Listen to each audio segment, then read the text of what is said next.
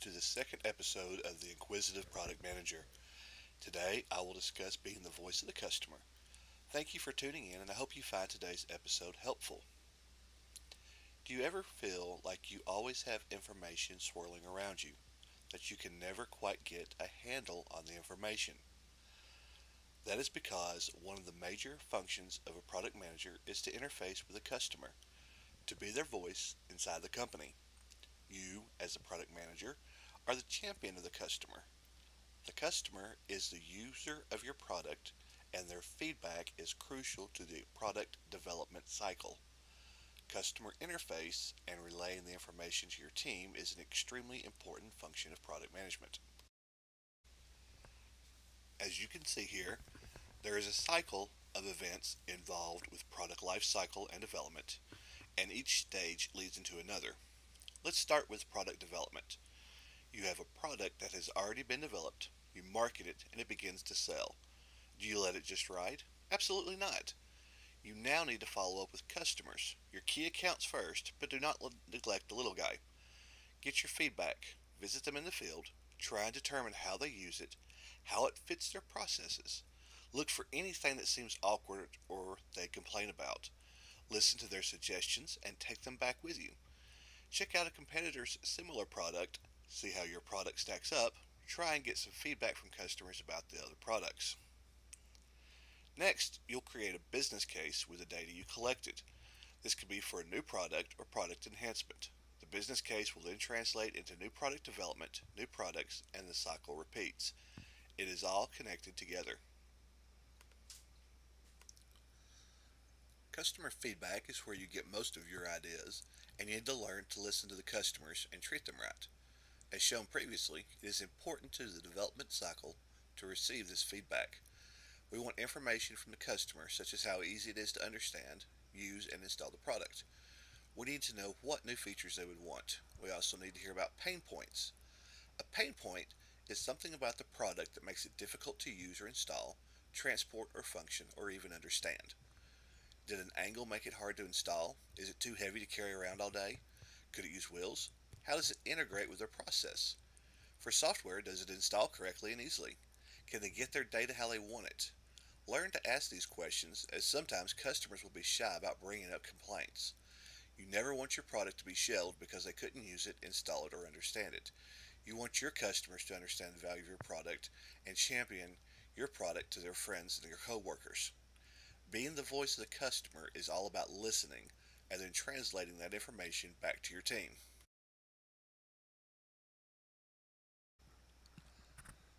Listen to feedback, knowledgeable customer, everlasting client. I wrote this haiku to put it simply. A customer that trusts you and believes in you will be loyal and spread your information via word of mouth.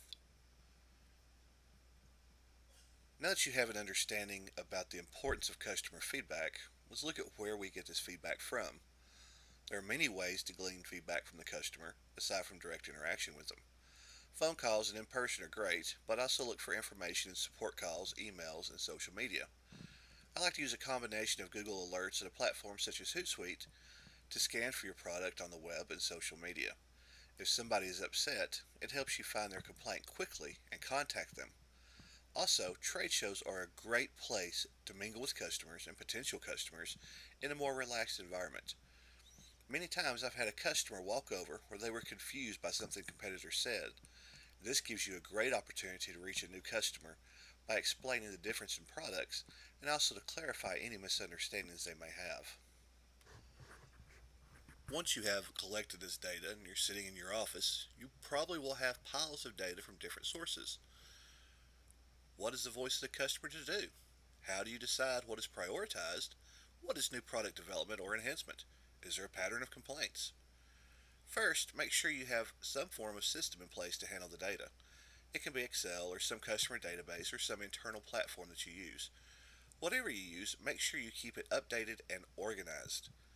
Begin sorting your data into sections. For example, customer complaints, product enhancement, new product development. I would prioritize complaints. Find out what needs to be done to resolve the problems. Push it through pretty fast. Second, take what's left and find patterns or trends.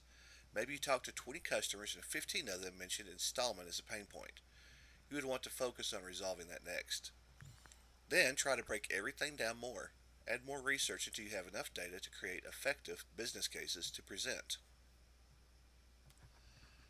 An effective business case will answer why, what, how, and who. Why are we doing this? What will it accomplish? How will we accomplish it? And who will lead it? For example, you could be doing this because of customer complaints.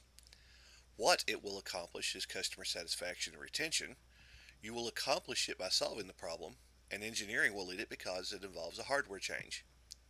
For new product development, the why is either profit or strategic usually. What would be done to increase the portfolio, improve over a competitor, maybe even try to push a competitor out of the market. How would be the plan, the roadmap, and who would identify the leaders of the different stages in the process. Having your data presented in a complete and thorough manner will help make this process easier and will educate those involved on the reasons. In summary, being the voice of the customer makes you the customer in your organization. You're their champion and their support. It gives you a wealth of information to help grow your product line and manage it more effectively. It also makes you responsible for ensuring the customer's concerns, complaints, and praise is received and transmitted to the appropriate divisions. It is a position that is heavy with responsibility and requires exceptional organization skills to succeed. Next Monday, we will be covering organizational techniques and how to stay organized. Thank you for listening. I hope you enjoyed this episode. Be sure to like, subscribe, connect, and follow. Links are in the video description. Also, check back on Wednesday and Friday for short 1 to 2 minute weekly tip videos. Have a great week.